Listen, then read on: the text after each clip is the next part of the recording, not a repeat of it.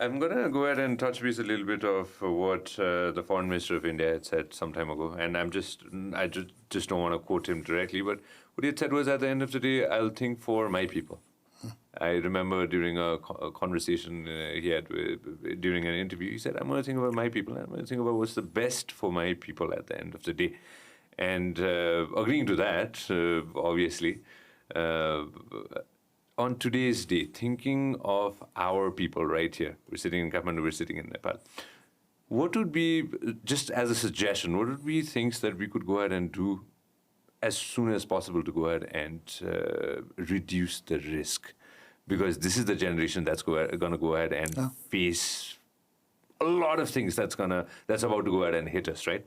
Earlier you said reduction of paper. This is something that I'm going to take as an example. Anything else you want to go ahead and add on, right in the get-go when it comes to climate? I think so. Just to take from what the Foreign Minister said, and I couldn't agree with him more, because I think part of what he's suggesting is the general idea of all humankind being based on self-interest, right? I think he's only speaking about it from a country context.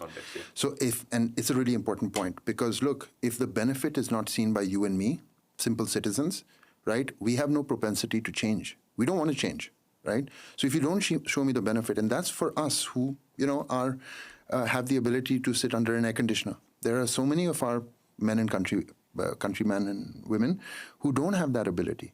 And for them, self-interest manifests in a very different way. So I think, just to ask, go after the example that you're suggesting, there are many things that Nepal can do. There are many things that Nepal is doing. I think one is the responsibility of media to sensitize far broader populations, make them understand in some senses how it's going to impact them. 15 years ago, it was very hard to explain to a farmer what climate change meant.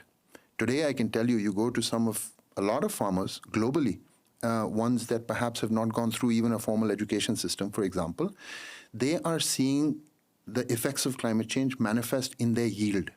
What happens? It affects their yield, it affects the quality of their crop, and it affects the amount of the crop that's going to come out. And what does that impact? That impacts the amount of money coming into my pocket. Very, very real. I can go and give them as much gyan as I'd like to. That's not going to make them change. But the fact that the yield is lesser and there's lesser money in my pocket, which is going to affect the health, education, nutrition of my family, that's what's going to make me change. So if you don't in some way or form impact that positively, behavior is not going to change. We all have to understand this.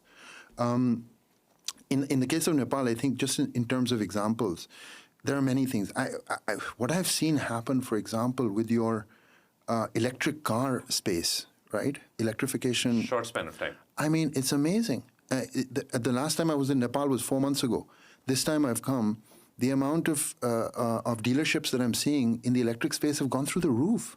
And as I think about Nepal as a context, landlocked, doesn't have its own fossil fuels, imports everything, right? For a country like that, for a country like Nepal, to just make that transition happen and make it happen at the pace that it is, and you're endowed with amazing hydroelectric infrastructure, which you will continue to invest in. Yeah. So if you think about the power coming from there, and then the development of the EV sector, and those two coming together, that's a really powerful solution for the future.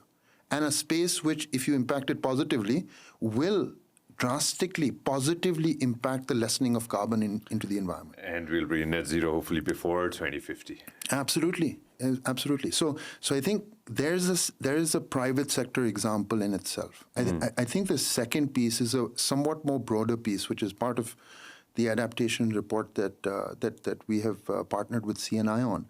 Is look, there are the risks are well known. The structures to some extent within government already exist. Now, how do you take some of those structures, bring all the stakeholders onto the table, and create an action-oriented mindset? Enough talk has happened, right? We need to now take very bold steps towards action. Thank you very much for watching us on YouTube. Make sure that you also listen to us on Spotify.